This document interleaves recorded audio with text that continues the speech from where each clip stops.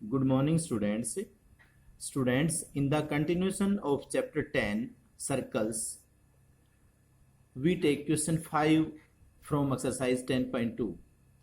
So, our question is prove that the perpendicular at any point of contact, at the point of contact to the tangent, to a circle, passes through the center. ये कहता है perpendicular at the point of contact to the tangent.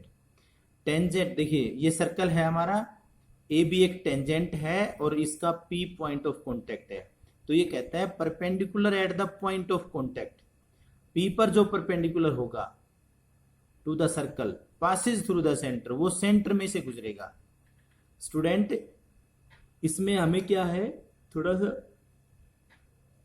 एक तरह से कल्पना करनी पड़ेगी या zoom करना पड़ेगा।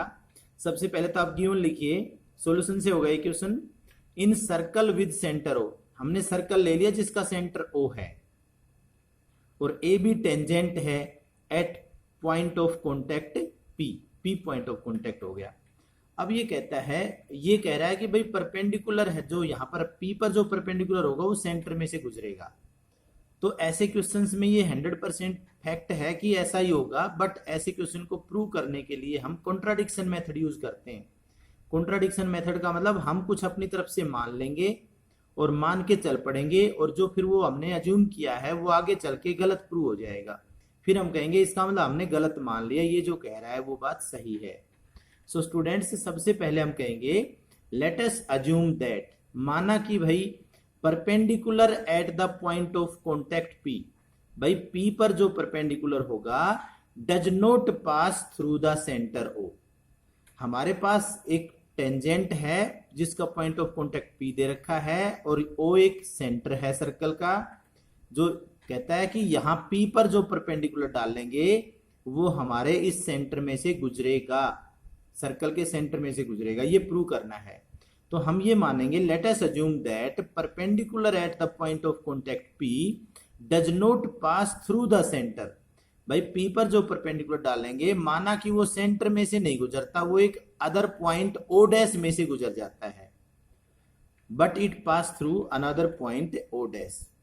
अगर ओ डैश में से गुजरा है तो सीधी सी बात है, ये टेंजेंट है, ये पॉइंट ऑफ कॉन्टेक्ट है और ओ डैश इसके ऊपर ये परपेंडिकुलर है, तो इसका मतलब angle O dash P B ये हमारा 90 डिग्री का हो गया।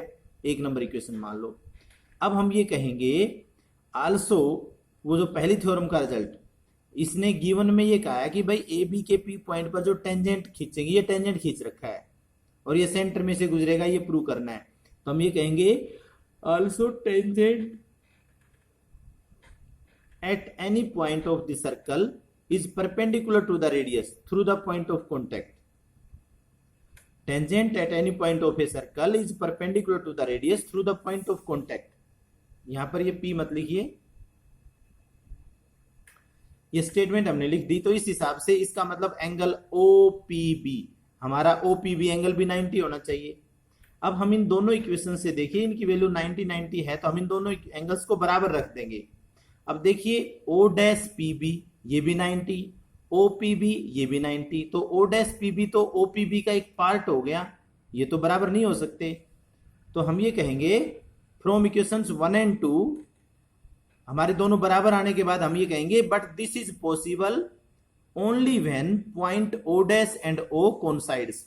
भाई ये तो तभी पॉसिबल हो सकता है जब पॉइंट O डैश और O दोनों एक ही जगह पर हों, but this is possible only when O and O dash coincides. Therefore इसका मतलब हमने जो कल्पना करी है कि भाई ये सेंटर में से नहीं जाता और कहीं से जाएगा, तो therefore our assumption is wrong, therefore our assumption is wrong, hence perpendicular at point of contact. अगर हमारी कल्पना गलत है तो हम क्या हम कहेंगे, hence perpendicular at point of contact must pass through the centre, therefore perpendicular at P does not pass through point O dash, it passes through centre O। इसका मतलब P पर जो परपेंडिकुलर होगा वो O डैश में से पास नहीं होगा, O में से ही पास होगा। बेटे इस क्वेश्चन में अधिकतर लैंग्वेज यूज हो रही है, जैसा कि हमारी पहली थ्योरम में ज्यादा लैंग्वेज यूज हो रही है। तो इस लैंग्वेज को आपको लर्न करना पड़ेगा और माइंड में रखना पड़ेगा, तभी ये क्वेश्चन आप आराम से कर पाएंगे। देखिए आगे चलिए, नेक्स्ट क्वेश्चन है, क्वेश्चन नंबर 6 है the length of the tangent. ये टेंजेंट की लेंथ बता रहा है from A point A at distance 5 centimetre from the centre. इस क्वेश्चन में आप ऐसे मानिए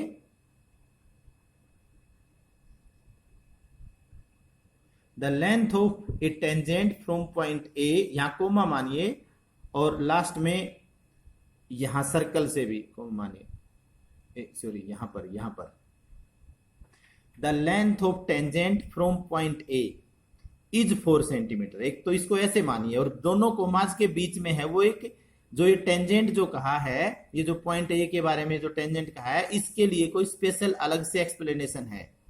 तो हमारा length of tangent from point A is 4 centimetre. जो टेंजेंट की लेंथ है वो तो 4 है। अब किसके बारे में बात कर रहे हैं? From A at distance 5 centimetre from the centre of the circle. ये जो ए पॉइंट है ये सर्कल के सेंटर से 5 सेंटीमीटर डिस्टेंस पर है। इस पॉइंट ए की क्लासिफिकेशन है, ये पॉइंट ए को एक्सप्लेन किया है कि ये पॉइंट ए कहां है। कहता है कि भाई ये सर्कल हो गया और पॉइंट ए से जो टेंजेंट होगा वो तो 4 सेंटीमीटर है और ये पॉइंट सेंटर से 5 सेंटीमीटर डिस्टेंस पर है। तो ये लैंग्वेज को इसको ध्यान से समझेंगे। The length of tangent from point A, ये 5 सेंटीमीटर लेंथ ऑफ टेंजेंट नहीं मान लेना। The length of tangent from point A at distance 5 centimetre. ये जो ए है ये है 5 सेंटीमीटर डिस्टेंस पे फ्रॉम द सेंटर और इज 4 सेंटीमीटर। ये टेंजेंट की लंबाई है इज 4 सेंटीमीटर। तो ये दोनों बातें अगर आप स्टेटमेंट से क्लियर समझ गए तो सवाल बिल्कुल जीरो है, कुछ नहीं है इसमें। तो देखिए स्टूडेंट्स, आपने देखा होगा कि ये जो थ्योरम की स्टेटमेंट है, एक भी क्वेश्चन ऐसा नहीं आया जिसमें हमें स्टेटमेंट नहीं लिखनी पड़ी हो। आप सबसे पहले इस एंगल को 90 प्रूव करोगे तभी तो आप इस राइट ट्रायंगल के अंदर 2 साइड दे रखी है पाइथागोरस से थर्ड निकाल पाओगे। थर्ड कैसे निकलेगी? जब ये राइट हो जाएगी। राइट कैसे कहेंगे? जब आप वो स्टेटमेंट लिख देंगे। देखिए इसमें OA 5 है, AP 4 है। सबसे पहले हम कहेंगे because tangent at any point of a circle, tangent at any point of a circle is perpendicular to the radius through the point of contact. ये स्टेटमेंट है हमारी पहली थ्योरम की। इसका मतलब OP परपेंडिकुलर हो गया AP पर, तो ये परपेंडिकुलर से ये राइट ट्रायंगल होगी, तो राइट ट्रायंगल में पाइथागोरस से आप OP निकाल लेंगे, खुद करेंगे इसको। नेक्स्ट क्वेश्चन है two concentric circles are of radii 5 and 3, find the length of the कोड of the longer circle which touches the smaller. भाई 2 कंसेंट्रिक सर्कल हैं स्टूडेंट्स। कंसेंट्रिक सर्कल वो होते हैं कि जिनका रेडियस डिफरेंट हो बट सेंटर दोनों का एक ही हो। 2 कंसेंट्रिक सर्कल भी हो सकते हैं, 3 कंसेंट्रिक सर्कल भी हो सकते हैं, कितने भी कंसेंट्रिक सर्कल आप ले सकते हैं, उन सब का सेंटर एक ही होगा बट रेडियस है वो डिफरेंट होगा। तो हमारे यहाँ पर 2 सर्कल है, दोनों का सेंटर O है और रेडियस है 5 और 3। तो देखिए सबसे पहले आप बड़े सर्कल के लिए एक कॉर्ड खींचेंगे जो छोटे सर्कल के लिए क्या कहा है इसने, छोटे सर्कल के लिए टेंजेंट होगा। बड़े सर्कल का कोड खींचेंगे, वो छोटे सर्कल को टच करेगा तो इसका मतलब ये छोटे सर्कल के लिए टेंजेंट हो गया। तो ए बी कोड है वो छोटे सर्कल को सी पर टच कर रहा है। अब ओ को ए से मिला दो और ओ को सी से मिला दो। ओ ए तो हमारे बड़े सर्कल का रेडियस हो गया, ओ सी हमारे छोटे सर्कल का रेडियस हो गया। अब देखिए इसमें कैसे लिखेंगे। सबसे पहले तो आप ये लिखेंगे इन 2 concentric circles having centre O, AB is the chord of larger circle which touches the smaller circle at C। जब बड़े सर्कल की कोड है छोटे को टच कर रही है तो हम क्या कहेंगे, therefore AB is tangent at C for the smaller circle। AB हमारा टेंजेंट हो गया स्मॉलर सर्कल के लिए एट पॉइंट C। तो इसके बाद आप क्या कहोगे, स्मॉलर सर्कल के लिए टेंजेंट हो गया और ये दोनों रेडियस हमने लिख दिए 5 और 3। अब देखें, अब वो स्टेटमेंट लिखेंगे फर्स्ट थ्योरम की, as tangent at any point of a circle is perpendicular to the radius through the point of contact. ये क्यों लिखा? क्योंकि हम इस एंगल को 90 बताना चाहेंगे, हम इस एंगल को 90 प्रूव करेंगे 90। तो ये 90 कहते ही इसका मतलब ये राइट ट्रायंगल में पाइथागोरस लगा के आप AC निकाल लोगे, AC। तो स्टूडेंट्स देखिए आपने ये कहकर के परपेंडिकुलर दिखा दिया तो राइट ट्रायंगल में आप AC निकाल लेंगे, AC 4 आ गया। अब आप एक बात कहेंगे, आपने 9th क्लास में सीखा था भाई बड़े सर्कल के लिए ये कॉर्ड है और ये बड़े सर्कल का सेंटर माना जाएगा। और आपने ये परपेंडिकुलर प्रूव कर दिया। तो लेकिन एक रूल होता था 9th में कि perpendicular to the code, code के ऊपर जो परपेंडिकुलर डालते हैं सेंटर से, कोड के ऊपर सेंटर से जो परपेंडिकुलर डालते हैं वो कोड को बाइसेक्ट करता है। तो ये रिजल्ट आपको याद रखना है कि perpendicular to the code bisects the code. तो ये आपको ये शॉर्ट में लिखना है, but perpendicular to the code bisects the code. ऐसा कहकर के आप दोनों पार्ट को बराबर कह देंगे। ये AC और BC दोनों बराबर हो जाएंगे। जब AC आपका 4 आ गया तो BC भी 4 हो जाएगा और AB कोड की लंबाई हमारी 8 सेंटीमीटर हो जाएगी। सो 8 सेंटीमीटर हो गया। अब क्वेश्चन नंबर 8 है students, a quadrilateral ABCD is drawn to circumscribe a circle.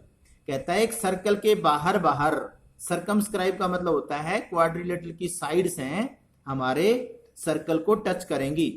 तो क्वाड्रिलेटरल ABCD है वो हमारे सर्कल को टच कर रहा है और हमें प्रूव करना है AB प्लस CD। देखो कहाँ है, AB ये है, CD ये है, अपोजिट साइड, और AD प्लस BC, यानी कि क्वाड्रिलेटरल जो सर्कमस्क्राइब कर रहा है सर्कल को, उसकी अपोजिट साइड का सम बराबर है AB plus CD equal to AD plus BC, opposite side का सम।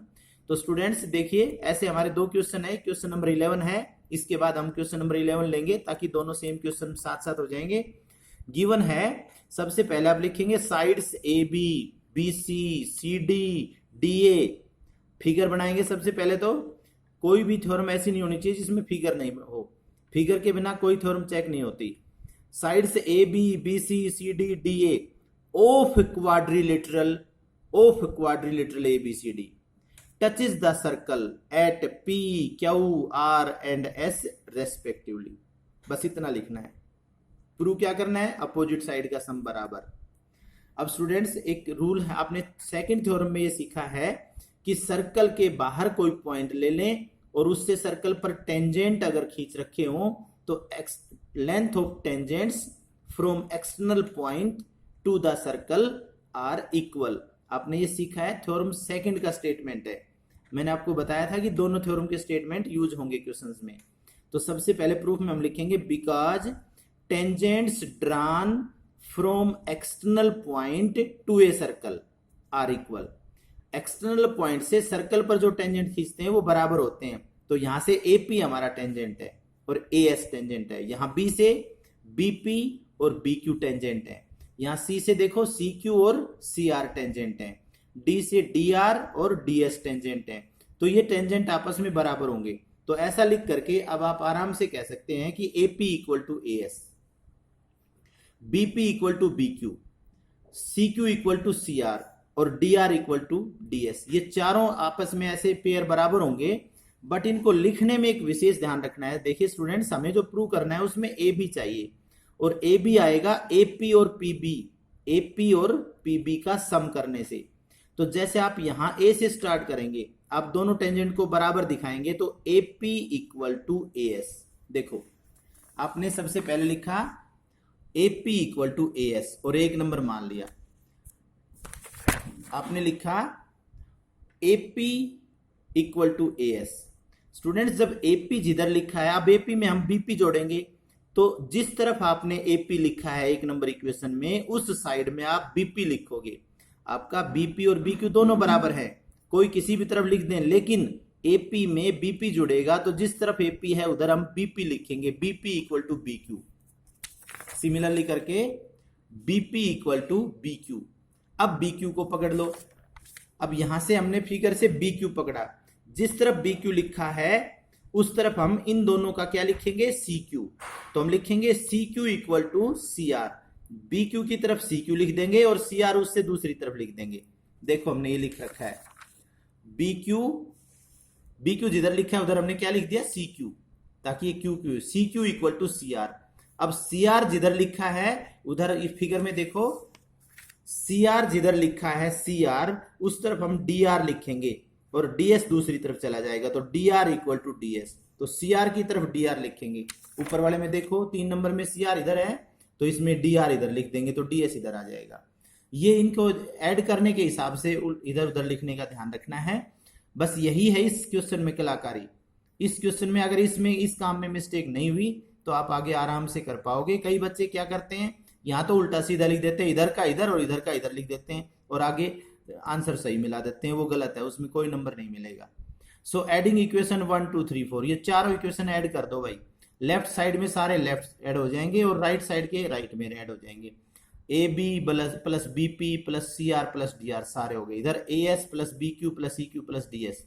अब आप ये देखो किन को जोड़ने से हमारा ए बी बनेगा, ए पी जमा बी पी, ए पी और बीपी। फिगर में देखो ए पी और बीपी को मिलाते हैं तो ए बी बनता है, तो इन दोनों को ब्रैकेट में बंद कर दो। ये दोनों भी पास पास ही लिख रखे हैं, ब्रैकेट में बंद कर दो।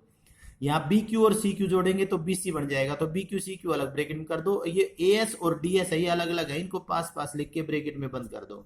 अब इनके स्थान पर ये ए बी हो गया, ये सी डी हो गया, ये ए डी हो गया, ये बी सी हो गया और ये प्रूव हो गया भाई। ये क्वेश्चन हमारा ये था कि किसी सर्कल के बाहर कोई क्वाड्रिलेटरल हो तब ये प्रूव करो। अब हमारा 11th क्वेश्चन है, किसी सर्कल के बाहर पैरेललोग्राम है, prove that parallelogram circumscribing A circle is a rhombus. तो आप इस पैरेललोग्राम को गिवन में तो यही लिखेंगे, बिल्कुल सेम पिछले क्वेश्चन वाला लिखना है। उसमें हमने एक वर्ड यूज किया है क्वाड्रिलेटरल, इसमें वर्ड यूज करेंगे पैरेललोग्राम, बस और कोई कुछ फर्क नहीं है। साइड से A B B C C D D A O, फिर उसमें लिखा quadrilateral A B C D, इसमें लिखेंगे ओ parallelogram A B C D touches the circle at P Q R S respectively. Same वो का वो है, सिर्फ पैरेललोग्राम वर्ड चेंज हुआ है। To prove A B C D is a rhombus. अब इसको रोम्बस प्रूव करना है, ये पैरेललोग्राम तो गिवन है, इसको रोम्बस प्रूव करना है। पैरेललोग्राम गिवन है तो इसका मतलब अपोजिट साइड बराबर है। रोम्बस प्रूव करना है, इसका मतलब चारों साइड बराबर, यानी कि पैरेललोग्राम की अपोजिट तो बराबर है ही। आप केवल पैरेललोग्राम की अगर एडजेसेंट साइड बराबर, जैसे ए बी के साथ लगती हुई बी सी है, चाहे इधर से ले लो, ए बी के साथ लगती हुई ए डी है, कोई दो लगातार साइड अगर बराबर हो जाती हैं पैरेललोग्राम की तो चारों ही साइड बराबर मानी जाती है और उसको हम फिर रोम्बस कह सकते हैं। सो स्टूडेंट्स, क्वेश्चन नंबर 8 की तरह से बिल्कुल पूरा प्रूफ, पूरा का पूरा प्रूफ एज इट इज यहां आ जाएगा। और जैसे इसमें हमारा ये प्रूफ आया है A B plus C D equal to A D plus B C, ये आ जाएगा एज इट इज। इसके बाद एक नई चीज हम लिखेंगे, हम कहेंगे because A B C D parallelogram है तो इसकी अपोजिट साइड बराबर होंगी। तो इसको 5 नंबर इक्वेशन मान करके आप डायरेक्ट ये कहेंगे but A B equal to, but ये देखो फिगर में, बट ए बी किसके बराबर है, सी डी के, और बी सी किसके बराबर है, ए डी के। ये लिख दो इसमें, but A B equal to C D and B C equal to A D. क्यों कह दिया, अपोजिट साइड्स ऑफ पैरेललोग्राम। अब ये जो 5 नंबर इक्वेशन है उसमें आप चेंज कर लो। 5 नंबर इक्वेशन जो है इसमें ए बी और सी डी बराबर आ गए आपकी, ए बी और सी डी, तो चाहे तो आप दोनों जगह ए बी कर लो, चाहे दोनों जगह सी डी कर लो, आपकी मर्जी। मान लो आपने दोनों जगह A B plus A B तो था, इसको भी ए बी कर दिया।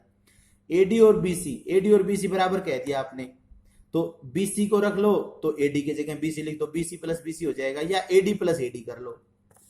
तो हमने कर लिया A B plus A B और इधर A D plus A D, double हो गए, ये भी डबल हो गए, 2 कैंसिल हो गया, तो A B equal to A D. देखो भाई क्या आया, A B equal to A D. तो आपके पैरेललोग्राम की एडजेसेंट साइड बराबर आ गई। अब आप एक लाइन लिख दो इसके लिए, हम कहेंगे as adjacent sides of a parallelogram are equal, तो सीधा कह दो therefore ABCD is a rhombus, hence proved. So students, यहां तक का काम बेस्ट ढंग से करेंगे। Okay, thanks.